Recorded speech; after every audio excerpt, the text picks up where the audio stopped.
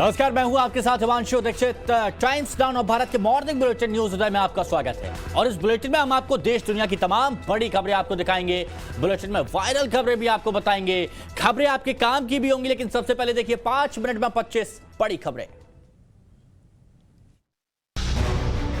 BSF का अधिकार क्षेत्र बढ़ाने को लेकर पंजाब में सियासत गर्मा गई है। केंद्रीय गृह मंत्रालय के फैसले को लेकर कांग्रेस नेता सुनील जाखड़ ने सीएम चरणजीत सिंह चन्नी पर सवाल खड़े किए हैं।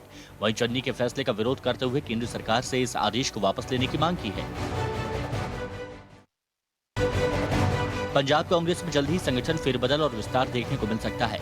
प्रदेश अध्यक्ष नवजोत सिंह सिद्धू की आज पार्टी हाईकमान के साथ बैठक होनी है। पंजाब कांग्रेस इंचार्ज हरीश रावत और पार्टी के राष्ट्रीय महासचिव केसी वेणुगोपाल सिद्धू से मुलाकात करेंगे। पीएम नरेंद्र मोदी 25 अक्टूबर को यूपी के सिद्धार्थनगर जा सकते हैं। खबर है कि इस दौरान पीएम मोदी 9 मेडिकल कॉलेज का उद्घाटन करेंगे और एक जनसभा को संबोधित करेंगे। इससे पहले 20 अक्टूबर को पीएम मोदी कुशीनगर में इंटरनेशनल एयरपोर्ट का लोकार्पण भी कर सकते हैं। जम्मू कश्मीर के उपराज्यपाल मनोज सिन्हा ने आतंकी घटना में मारे गए शिक्षक दीपक चंद के परिवार से कल जम्मू कश्मीर में मुलाकात की और भरोसा दिलाया कि उनके परिवार को कोई परेशानी नहीं आने दी जाएगी। उन्होंने ये यकीन भी दिलाया कि दीपक चंद की हत्या करने वालों को बख्शा नहीं जाएगा। लखीमपुर हिंसा मामले में गिरफ्तार अंकित दास को कोर्ट ने 3 दिन की पुलिस कस्टडी में भेज दिया है। सूत्रों के मुताबिक जांच टीम ने अंकित दास और मुख्य आरोपित आशीष मिश्रा को आमने सामने बैठाकर सवाल जवाब भी किए। केंद्रीय गृह मंत्री अमित शाह आज गोवा के दौरे पर रहेंगे। केंद्रीय गृह मंत्री नेशनल फॉरेंसिक साइंस यूनिवर्सिटी की आधारशिला रखेंगे और जनसभा को संबोधित करेंगे। इसके बाद अमित शाह तालीगांव गांव में कार्यकर्ता सम्मेलन को भी संबोधित करेंगे। गोवा में अगले साल फरवरी में विधानसभा चुनाव होने हैं।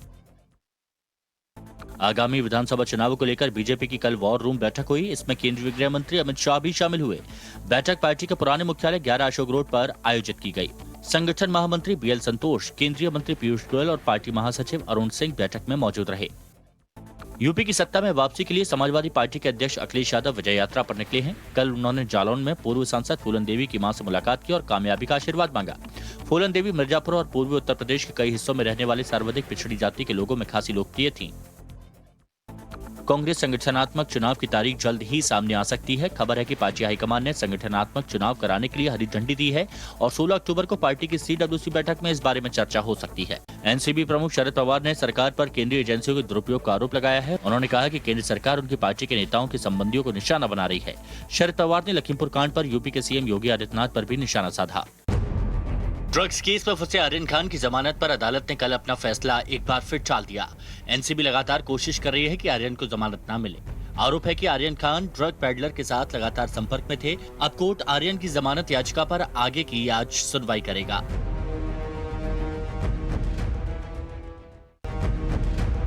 आतंकी साजिश मामले में एनआईए की टीम ने श्रीनगर में कल 2 ठिकानों पर छापेमारी की। इस दौरान 5 आतंकी गिरोह को गिरफ्तार किया गया।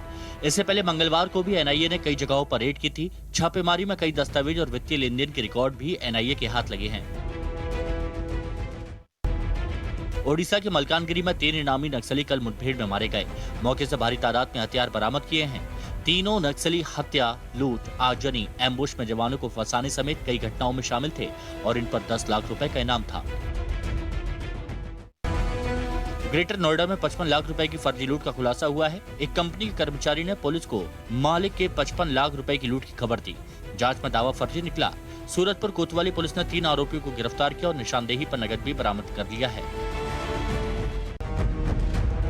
बिहार की राजधानी पटना में अपराधियों ने एक मॉडल को गोली मार दी। इसके बाद महिला की हालत गंभीर बनी हुई है। मामला मंगलवार देर शाम का है। अपराधियों ने महिला को उसकी बेटी के सामने ही गोली मारी। केंद्रीय वित्त मंत्री निर्मला सीतारमण अमेरिकी दौरे पर हैं और आज उनकी मुलाकात अमेरिकी वित्त मंत्री से होगी। जेनेट येलेन निर्मला सीतारमण के साथ होने वाली भारत अमेरिका आर्थिक और वित्तीय साझेदारी के अगले दौर की बैठक की मेजबानी करेंगी। Army chief general Manoj Mukund Naravane Sri Lanka दौरे पर हैं और आज भारत श्रीलंका के बीच चल रहे द्विपक्षीय सैन्य अभ्यास मित्र शक्ति का जायजा लेंगे। इसकी शुरुआत 4 अक्टूबर को हुई थी। इसका उद्देश्य दोनों देशों के बीच आतंकवाद के मुकाबले के लिए साझा सहयोग विकसित करना है। उपराष्ट्रपति एम वेंकैया नायडू के हालिया अरुणाचल दौरे पर चीन की टिप्पणी को लेकर भारत ने दो टूक जवाब दिया और कहा कि अरुणाचल प्रदेश भारत का अभिन्न अंग है। विदेश मंत्रालय के प्रवक्ता अरिंदम बागची ने कहा कि भारतीय नेता नियमित रूप से देश के अन्य राज्यों की तरह अरुणाचल का भी दौरा करते हैं और भारतीय नेताओं के अरुणाचल दौरे पर चीन की टिप्पणी अनुचित है। T20 विश्व कप के लिए टीम इंडिया की जर्सी का लुक सामने आ गया है। नई जर्सी में टीम इंडिया के धुरंधरों की तस्वीर लगाई गई है। इस जर्सी को दुनिया की सबसे ऊंची इमारत बुर्ज खलीफा पर भी दिखाया गया है। वर्ल्ड कप की शुरुआत 17 अक्टूबर से होनी है। इजराइल ने ईरान को मिडिल ईस्ट के लिए खतरा बताया है। इजराइल के नए आंतरिक सुरक्षा प्रमुख ने कहा कि ईरान इजराइल के खुफिया समुदाय का मुख्य केंद्र बिंदु बना रहेगा। कोविड महामारी के खिलाफ भारत जल्द ही 100 करोड़ वैक्सीनेशन के लक्ष्य को पार कर लेगा। देश में इस वक्त 96 करोड़ 43 लाख से ज्यादा लोगों का टीकाकरण हो चुका है। कोविड संक्रमण से स्वस्थ होने की दर भी 98.06% है। खाने के तेलों के दाम घटाने के लिए केंद्र सरकार ने क्रूड पाम ऑयल, सोयाबीन और सनफ्लावर ऑयल पर आयात शुल्क को 6 महीने के लिए खत्म कर दिया है। Central bureau of indirect trade and customs के मुताबिक उन उत्पादों पर अगले साल 31 मार्च तक इम्पोर्ट ड्यूटी नहीं लगेगी। महाराष्ट्र में जिन किसानों की फसल भारी बारिश की वजह से बर्बाद हो गई है, उनके लिए ठाकरे सरकार ने 10,000 करोड़ रुपए राहत पैकेज का ऐलान किया है। महाराष्ट्र में इस साल जून से अक्टूबर के बीच भारी बारिश के चलते कृषि फसलों को नुकसान पहुंचा है। राजस्थान शिक्षा विभाग ने दीपावली के मौके पर स्कूलों में दी जाने वाली छुट्टियों में कटौती के फैसले को वापस ले लिया। अब स्कूलों में 27 अक्टूबर से 7 नवंबर छुट्टियां रहेंगी। इस संबंध में आदेश भी जारी कर दिए गए हैं।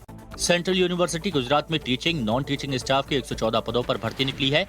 इनके लिए 29 अक्टूबर तक ऑनलाइन आवेदन किया जा सकता है और 12 नवंबर आवेदन की हार्ड कॉपी भेजी जा सकती है। और अब बड़ी और अहम खबर आपको बताते हैं। गृह मंत्रालय ने पाकिस्तान बांग्लादेश की सीमा से लगे 3 राज्यों में बीएसएफ की जो शक्तियां हैं उनको बढ़ा दिया है, जिस पर पंजाब सरकार ने ऐतराज जताया है। कहा जा रहा है कि ऐसे में तो आधा पंजाब बीएसएफ के अधिकार क्षेत्र में आ जाएगा और ऐसे में कार्रवाई को लेकर पंजाब पुलिस और बीएसएफ के बीच टकराव हो सकता है। पंजाब के मुख्यमंत्री चन्नी ने इसे संघीय ढांचे पर हमला बताया है।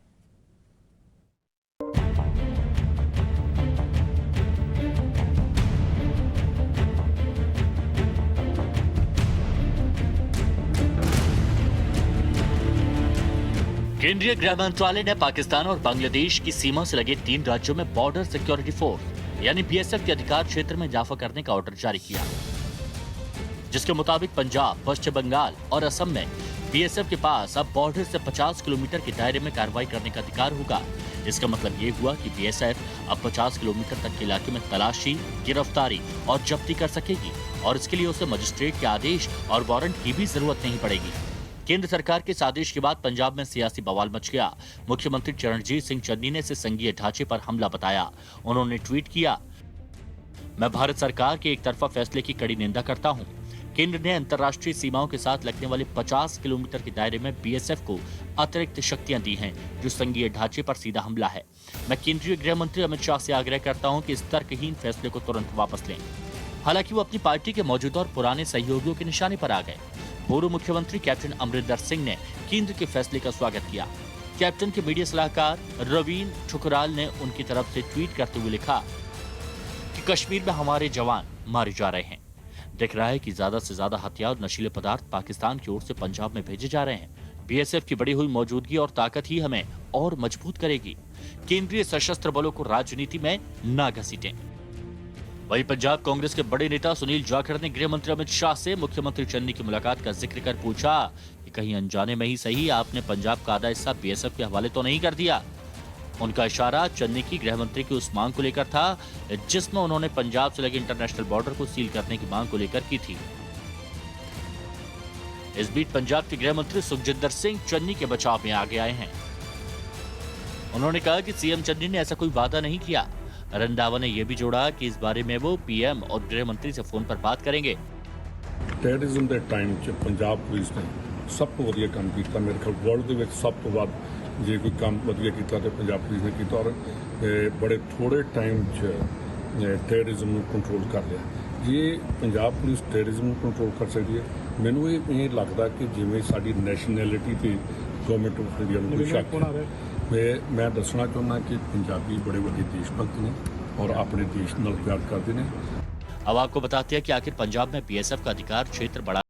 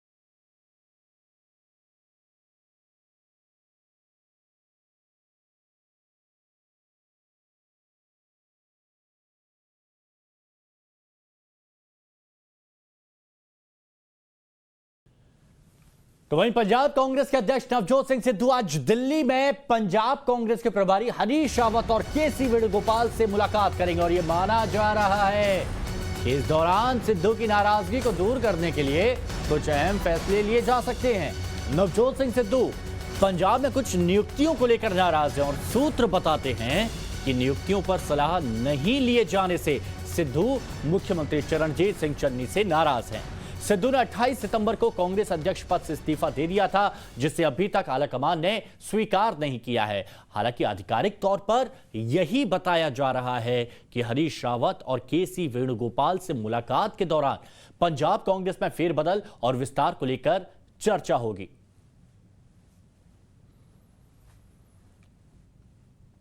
तो वहीं क्रूज पर ड्रग्स पार्टी मामले में फंसे आर्यन खान की जमानत पर सुनवाई आज भी जारी रहेगी। कल शाम करीब 6 बजे तक सुनवाई चली और इस दौरान एनसीबी ने जमानत का विरोध किया। अब आर्यन खान के साथ साथ अरबाज मर्चेंट और मुनमुन दमिचा की जमानत याचिका पर भी आज ही सुनवाई होगी।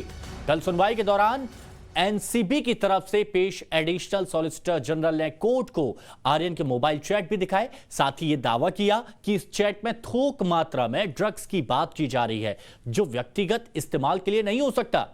एडिशनल सॉलिसिटर जनरल ने कोर्ट में कुछ और दस्तावेज और सबूत पेश करने के लिए आज तक का समय मांगा है। पंचनामा में कहीं पे भी ऐसा नहीं कहा गया है कि मोबाइल फोन सीज्ड हुए हैं। हमने पंचनामा उनको बताया है कि और उनको लाइक लर्नेड एएसजी और मिस्टर सेतना को भी कहा कि और कोई पंचनामा है तो बताइए। अकॉर्डिंग टू द लॉ सिर्फ एक ही पंचनामा हो सकता है और जिसमें मोबाइल फोन का जिक्र नहीं किया है, तो व्हाट्सएप चैट्स आए हैं कहाँ से? So our submission was if there is no WhatsApp chat, आप हमारा कनेक्शन किसी के साथ बता नहीं सकते हैं। व्हाट्सएप चैट की बात करूंगी मैं भी यहाँ पर कि व्हाट्सएप चैट को रेफर करते हुए एएसजी ने कहा है कि जो चैट्स निकली हैं वो इंटरनेशनल ड्रग पेडलर के साथ भी है, आपस के इन दोस्तों के बीच में भी है, जो कि ड्रग्स के बारे में बात करती है, बल्क क्वांटिटी के बारे में भी बात करती है। वो उनका इंटरप्रिटेशन है। आज यंगस्टर्स जब फीफा देखते हैं या फिर कुछ करते हैं तो उन लोग अपने हिसाब से बात करते हैं। उसका मतलब ये नहीं है कि वो ड्रग रिलेटेड बात कर रहे हैं। एक फुटबॉल का मतलब ये नहीं है कि बल्क बाइंग हो जाता है। तो बेल मिलेगी या जेल में ही रहेंगे, आज स्पष्ट हो जाएगा। वहीं महाराष्ट्र की सरकार में भागीदार एनसीपी के प्रमुख शरद पवार के एनसीबी को लेकर दिए गए बयान पर सियासत गर्मा गई है। बीजेपी ने शरद पवार के बयान को एनसीपी का मनोबल गिराने वाला करार दिया और इसके साथ ही बीजेपी नेता राम कदम ने तो महाराष्ट्र सरकार पर निशाना साधते हुए पूछा है कि आखिर ड्रग्स माफिया और महाराष्ट्र सरकार का क्या संबंध है। इससे पहले शरद पवार ने एक प्रेस कॉन्फ्रेंस के दौरान केंद्रीय एजेंसियों के दुरुपयोग का सवाल उठाते हुए आरोप लगाया था कि केंद्र उनके नेताओं के संबंधियों को निशाना बना रहा है। साथ ही हाई प्रोफाइल छापों पर भी सवाल उठाए थे। हमारा सवाल शरद पवार जी से भी है। महाराष्ट्र में आपके दल का गृह मंत्री है, आपकी सत्ता है, आपकी सरकार क्या कर रही थी? आपकी सरकार तो ड्रग माफिया पर कार्रवाई नहीं कर रही। जो एनसीबी वाले कार्रवाई कर रहे हैं वह कार्रवाई आपको रास नहीं आती। देश आपसे पूछना चाहता है, महाराष्ट्र सरकार का, तीनों दलों का ड्रग माफिया के साथ क्या रिश्ता है?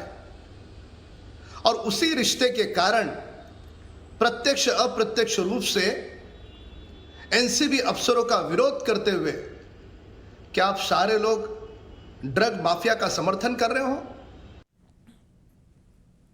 त्योहारों के समय आतंकी हमले की आशंका को देखते हुए दिल्ली में हाई अलर्ट जारी किया गया और पिछले दिनों दिल्ली से एक आतंकी की गिरफ्तारी के बाद से पुलिस और दूसरी एजेंसियां सतर्क हो गई हैं। जगह जगह पर पुलिस बल तैनात किया गया है, पुलिस पेट्रोलिंग को भी बढ़ा दिया गया है। खास तौर पर शाम 6 बजे के बाद गश्त को बढ़ा दिया गया है। दिल्ली के भीड़ भाड़ वाले इलाकों में, बाजारों में और शॉपिंग मॉल में बड़ी संख्या में पुलिस बल को तैनात किया जा रहा है और हर संदिग्ध परिस्थिति पर नजर रखी जा रही है। त्योहारों के मद्देनजर दिल्ली में आतंकी अलर्ट है और दिल्ली पुलिस भी सख्त है। इस वक्त दिल्ली पुलिस पूरी तरीके से सतर्क नजर आ रही है। हम कनॉट पुलिस इलाके में मौजूद हैं। यहाँ पे खुद जिले के डीसीपी दीपक यादव अपने पूरे टीम के साथ जो कनॉट प्लेस का एरिया है वहाँ पे पेट्रोलिंग करने के लिए निकले हैं, क्योंकि जिस तरीके से एक आतंकी अलर्ट आया है कि दिल्ली में त्योहारों के मद्देनज़र कोई बड़ा आतंकी हमला हो सकता है। आतंकी जो है वो भीड़ में घुसकर एक बड़ी साजिश को अंजाम दे सकते हैं। उसके मद्देनज़र जगह जगह पर अब इस तरीके से पेट्रोलिंग की जा रही है और आप देख सकते हैं कि पूरी जो इस वक्त कनॉट प्लेस एरिया में है वो बड़ी मात्रा में पुलिस बल जो है वो अत्याधुनिक हथियारों के साथ, डॉग स्क्वाड के साथ वो जगह जगह पे पेट्रोलिंग करते हुए नजर आ रहे हैं। दिल्ली पुलिस मुख्यालय की तरफ से भी आदेश आया है कि 6 बजे के बाद दिल्ली में जो सभी थाना स्तर पर जो पेट्रोलिंग है उसको और सख्त किया जाए, क्योंकि दिल्ली में इस वक्त आतंकी खतरा है। क्योंकि जिस तरीके से अफगानिस्तान में जो क्राइसिस आया है उसके लिए जो आतंकी हैं वो दिल्ली में किसी अप्रिय घटना को अंजाम दे सकते हैं और दिल्ली में जो गैंगस्टर्स हैं या जिहादी लोग हैं या ऐसे जो लोग जो लोकल स्तर पर माहौल को बिगाड़ सकते हैं वो आतंकी उनका साथ ले सकते हैं। अभी जो जिस तरह का अभी फेस्टिव सीज़न आ रहा है, त्यौहार हैं, कई सारे त्यौहार हैं, तो मार्केट एरियाज़ में थोड़ा क्राउड ज़्यादा इस दौरान देखा जाता है और जिस तरह के तमाम तरह के हमारे पास इनपुट रहते हैं, बहुत सारे terrorist organisation, anti social elements होते हैं, वो इस तरह के समय का फ़ायदा उठाकर और इस तरह की अपनी कुछ हरकतें करते हैं जिससे कि लोगों की जान माल और प्रॉपर्टी को कुछ नुकसान हो सकता है। इन्हीं सब चीज़ों के मद्देनज़र हम लोगों ने अपनी जो एंटी टेररिस्ट प्रिपेयर्डनेस है उसको एक ड्राइव की फॉर्म में स्टार्ट किया है। और बुलेटिन में वक्त है राज्यों की खबरों का। देखिए 1 मिनट में अपने राज्य की बड़ी खबरें। दिल्ली के पास यूपी के गाजियाबाद में हुए बस हादसे में एक आदमी की मौत हो गई, जबकि कई लोग इस दर्दनाक हादसे में घायल हो गए। यह हादसा गाजियाबाद के भाटिया मोड़ फ्लाईओवर पर हुआ। लोगों से भरी बस रेलिंग तोड़ते हुए नीचे जा गिरी। जैसे यह भयानक हादसा हुआ, पूरे इलाके में भगदड़ मच गई। वहां मौजूद लोगों ने बस के पिछले शीशे को तोड़कर अंदर फंसे लोगों को बाहर निकाला, जिसके बाद सभी घायलों को वक्त रहते अस्पताल पहुंचाया गया। बताया जा रहा है कि जिस वक्त बस फ्लाईओवर के नीचे गिरी, उसी दौरान वहां से बाइक पर एक आदमी गुजर रहा था और वो बस के नीचे आ गया। उसकी मौके पर ही मौत हो गई। इस हादसे में 10 से ज्यादा लोगों के घायल होने की खबर है, जिनमें कुछ की हालत गंभीर बनी हुई है। ये भी बताया जा रहा है कि जो बस हादसे का शिकार हुई वो नोएडा से ऑफिस स्टाफ को लेकर लौट रही थी।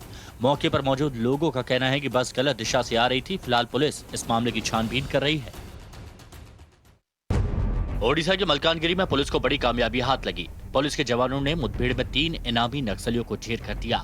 स्पेशल ऑपरेशन ग्रुप के जवानों को मौके पर भारी संख्या में नक्सलियों के हथियार बरामद हुए हैं। मुठभेड़ में मारे गए तीनों नक्सलियों पर कुल 10 लाख रुपए का इनाम घोषित था। इन पर हत्या, लूट, आगजनी, एम्बुश में जवानों को फंसाने समेत कई घटनाओं को अंजाम देने का आरोप था। दरअसल मुखबिर से सूचना मिली और मुखबिर की सूचना के आधार पर जवान सर्चिंग पर निकले थे और तभी नक्सलियों ने उन पर फायरिंग शुरू कर दी। जवाबी कार्रवाई में नक्सली मारे गए। ओडिशा के डीजीपी अभय कुमार ने मीडिया को बताया कि मलकानगिरी में अब भी काफी नक्सली बचे हैं। उन्होंने नक्सलियों से सरेंडर करने की अपील की और मुख्यधारा में वापस लौटने की अपील की है। साथ ही भरोसा दिया कि उन्हें सरकार की सारी योजनाओं का लाभ दिया जाएगा। पंजाब में बीएसएफ का अधिकार क्षेत्र बढ़ाने को लेकर सियासत गर्मा गई। गृह मंत्रालय के इस फैसले के बाद कांग्रेस नेता सुनील जाखड़ ने अपनी ही पार्टी के मुख्यमंत्री चरणजीत सिंह चन्नी पर सवाल खड़े किए। ट्वीट कर कहा उन्होंने कि सीएम चन्नी ने केंद्र के हवाले आधा पंजाब कर दिया है। इस ट्वीट में उन्होंने गृह मंत्री अमित शाह और सीएम चन्नी की मुलाकात का भी हवाला दिया। इस हमले के बाद चरणजीत सिंह चन्नी सामने आए और उन्होंने ट्वीट कर गृह मंत्रालय के इस फैसले का विरोध किया। चन्नी ने केंद्रीय गृह मंत्री अमित शाह और केंद्र सरकार से जल्द ही इस आदेश को वापस लेने की मांग की। वहीं पंजाब के पूर्व सीएम कैप्टन अमरिंदर सिंह ने इस फैसले का स्वागत किया और कहा कि बीएसएफ की बढ़ी हुई उपस्थिति और शक्तियां ही हमें मजबूत बनाएंगी।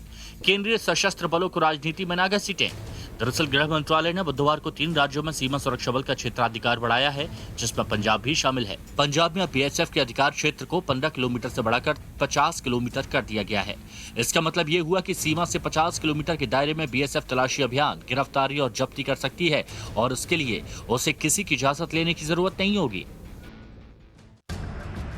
कांग्रेस हाईकमान ने आज नवजोत सिंह सिद्धू को दिल्ली तलब किया है। दिल्ली पहुंचने के बाद सिद्धू पंजाब कांग्रेस इंचार्ज हरीश रावत और पार्टी के राष्ट्रीय महासचिव केसी वेणुगोपाल से मुलाकात करेंगे। ये मीटिंग शाम 6 बजे होगी। बताया जा रहा है कि बैठक पंजाब प्रदेश कांग्रेस कमेटी के संगठन विस्तार को लेकर होगी, जिसकी जानकारी पंजाब कांग्रेस प्रभारी हरीश रावत ने पहले ही ट्वीट के जरिए दी है। वहीं आज होने वाली बैठक में पंजाब कांग्रेस में जारी विवाद सुलझने के भी आसार है। खबर है कि पार्टी हाईकमान का फोकस अब अंदरूनी कलह पर नहीं बल्कि पंजाब में होने वाले चुनाव पर है, जिसे लेकर अब सिद्धू को साफ तौर पर हिदायत दी जा सकती है। वहीं पंजाब में अब तक संगठन विस्तार न करने पर सिद्धू से जवाब तलब भी किया जा सकता है। बताया जा रहा है कि सिद्धू का बीते दिनों पंजाब के अध्यक्ष पद से दिया गया इस्तीफा अभी तक हाईकमान ने स्वीकार नहीं किया है। पिछले साल जनवरी में कांग्रेस हाईकमान ने पंजाब में सभी इकाइयों को भंग कर दिया था। हालांकि इसके बाद सिद्धू ने इस साल जुलाई में पंजाब कांग्रेस अध्यक्ष का पद संभाला, जिसके बाद से ही वो पार्टी में घमासान मचा हुआ है। यहां तक कि इस खींचतान में अमरिंदर सिंह को अपनी सीएम की कुर्सी तक गंवानी पड़ी।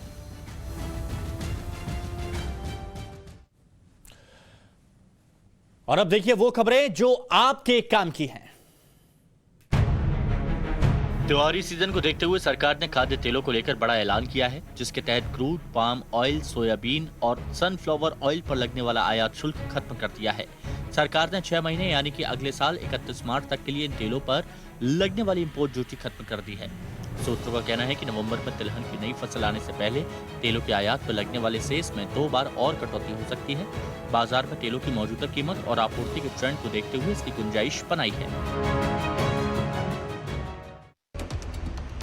वैक्सीनेशन को बढ़ावा देने के लिए 100% लक्ष्य पूरा करने के लिए हर कोशिश की जा रही है। अब अहमदाबाद महानगर पालिका ने अनोखी शुरुआत की है, जिसके तहत वैक्सीन लगा और स्मार्टफोन देने की योजना शुरू हुई है। अधिकारियों का कहना है कि वैक्सीन लगवाने आने वाले लोगों में से लकी ड्रॉ के जरिए नाम निकाला जाएगा और जीतने वाले को स्मार्टफोन दिया जाएगा। इस अनोखी पहल के बाद पहले से ज्यादा संख्या में लोग वैक्सीन लगवाने आ रहे हैं, जिससे जल्द ही 100% वैक्सीनेशन का लक्ष्य हासिल कर लिया जाएगा।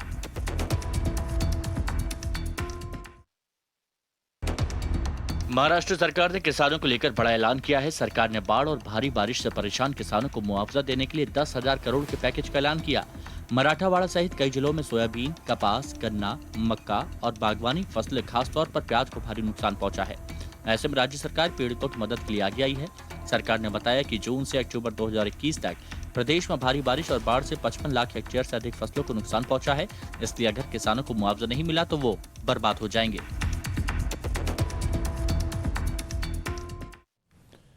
केंद्रीय गृह मंत्री अमित शाह आज गोवा के दौरे पर जा रहे हैं, जहां पर नेशनल फॉरेंसिक साइंस यूनिवर्सिटी का शिलान्यास करेंगे। गृह मंत्री गोवा में नेशनल फॉरेंसिक साइंस यूनिवर्सिटी के भूमि पूजन में शामिल होंगे और उसके बाद धार बांदोड़ा में एक जनसभा को भी संबोधित करेंगे। इसके अलावा अमित शाह एक ट्रांसिट कैंप का उद्घाटन भी करेंगे। अमित शाह के साथ केंद्रीय गृह सचिव अजय कुमार भल्ला के साथ कई और अधिकारी भी गोवा जाएंगे, जहां पर राज्य सरकार के साथ एक बैठक में शिरकत करेंगे।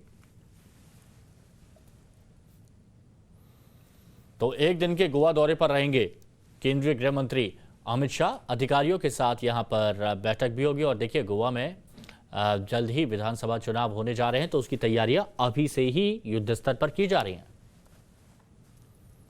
चीन के साथ एलएसी पर चल रही तनातनी के बीच फ्रांस से 3 और राफेल लड़ाकू विमान उड़कर गुजरात के जामनगर पहुंच गए और इसके साथ ही भारतीय वायुसेना के पास अब कुल 29 राफेल लड़ाकू विमान हो गए हैं। भारत ने फ्रांस से सितंबर 2016 में 36 राफेल लड़ाकू विमान 59,000 करोड़ का सौदा किया था। बाकी बचे हुए विमान भी अगले साल की शुरुआत में भारत को मिल जाएंगे, जिसके साथ ही भारतीय वायुसेना की ताकत में और इजाफा हो जाएगा।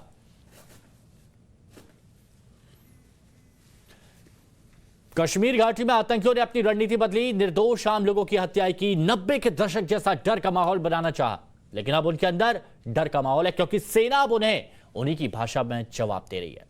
आतंकियों को चुन चुनकर मारा जा रहा है ताकि वो इस गलतफहमी में ना रहें कि वो जब चाहें हमारे नागरिकों और सैनिकों को नुकसान पहुंचा सकते हैं। कश्मीर में डर का माहौल बनाने के लिए आम नागरिकों तक को निशाना बनाने वाले आतंकियों को सेना की कार्रवाई से डर लगने लगा है। सेना आतंकियों को उन्हीं की भाषा में जवाब दे रही है। उनके हमले के बाद कार्रवाई की बजाय उन्हें चुन चुनकर उनकी असली जगह भेजा जा रहा है। त्राल इलाके में हुए एनकाउंटर में शम्स सोफी नाम के आतंकी को ढेर कर दिया गया। वो जैश का लोकल कमांडर था और 2004 में गिरफ्तार होने के बाद 2 साल जेल में भी रहा। आतंकी सोफी कई हत्याओं में शामिल रहा। जम्मू कश्मीर पुलिस सोफी के सफाये को बड़ी कामयाबी मान रही है। उसको हम लोग शम्स सोफी के नाम से जानते हैं। जैश का लोकल कमांडर में नंबर 1 पर भी है और 2019 जून में ये टोटली एक्टिव हो गया था और उसके बाद बहुत सारे सिविलियन किलिंग किया था।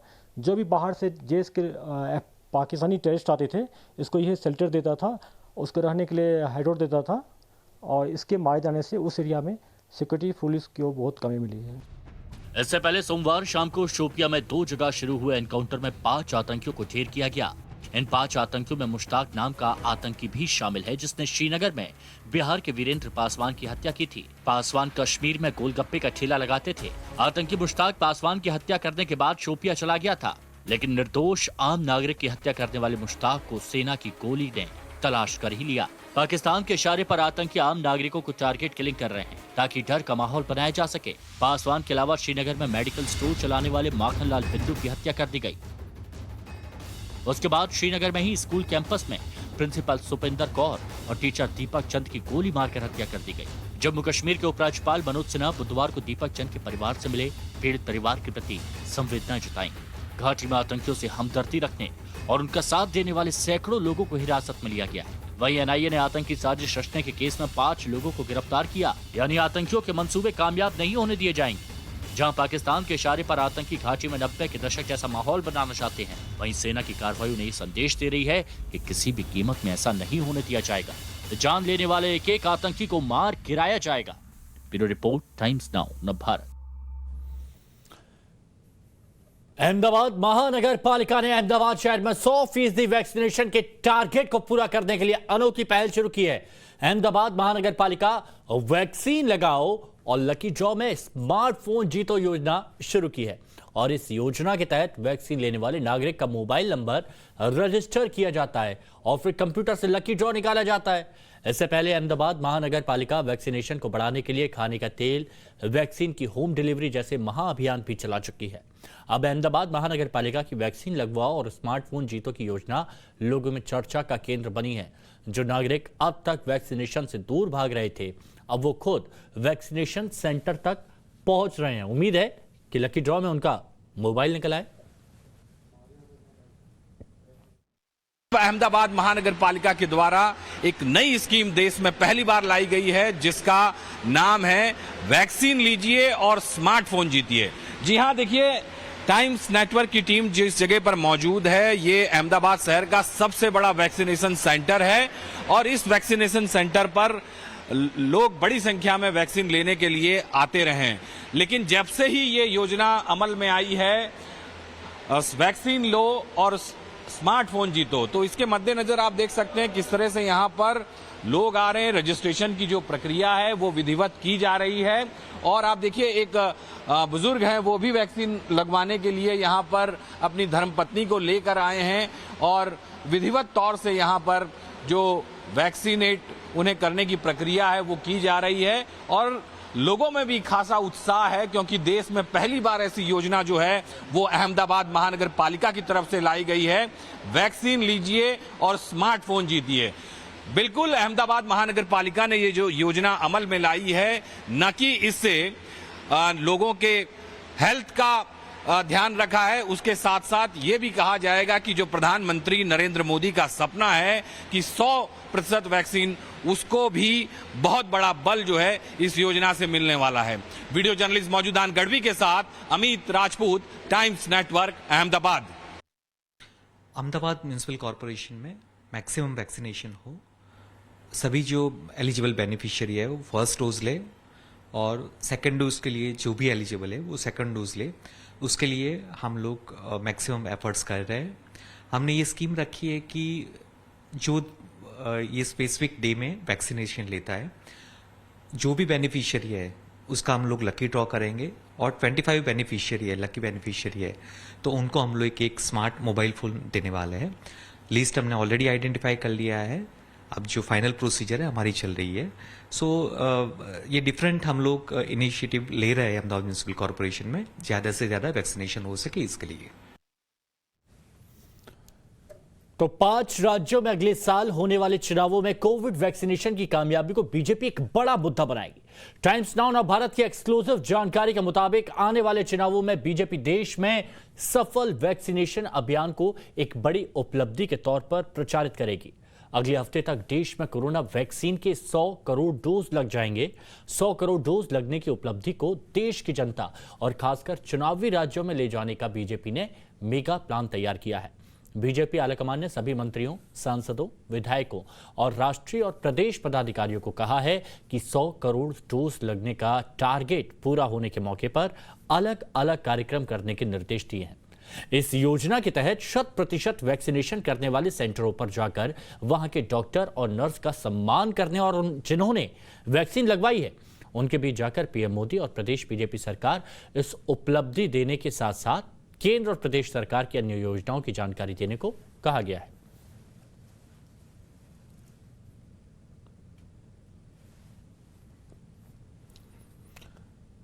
और अब वक्त है सोशल मीडिया पर वायरल हो रही वीडियोस को, खबरों को देखने का।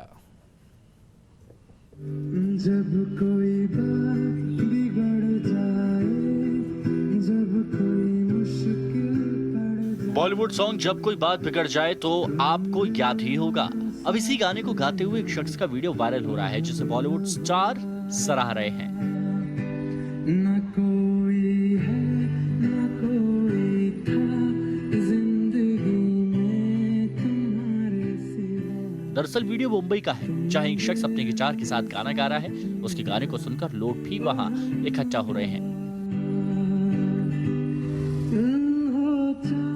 गाना गा रहा शख्स अपनी म्यूजिक क्लास की फीस के लिए पैसे इकट्ठा करना चाहता है। इसके लिए उसने वहां ऑनलाइन पेमेंट के लिए QR कोड भी लगा रखा है और लोग कोड को स्कैन कर डोनेशन भी दे रहे हैं। शकील नाम के शख्स के गाने को बॉलीवुड स्टार ऋतिक रोशन और कुणाल कपूर जैसे कलाकारों ने भी सराहा है।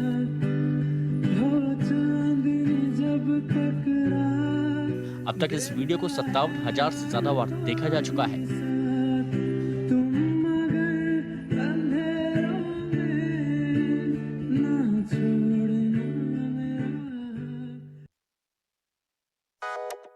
लोग Guinness book of world record में नाम दर्ज कराने के लिए क्या कुछ नहीं करते।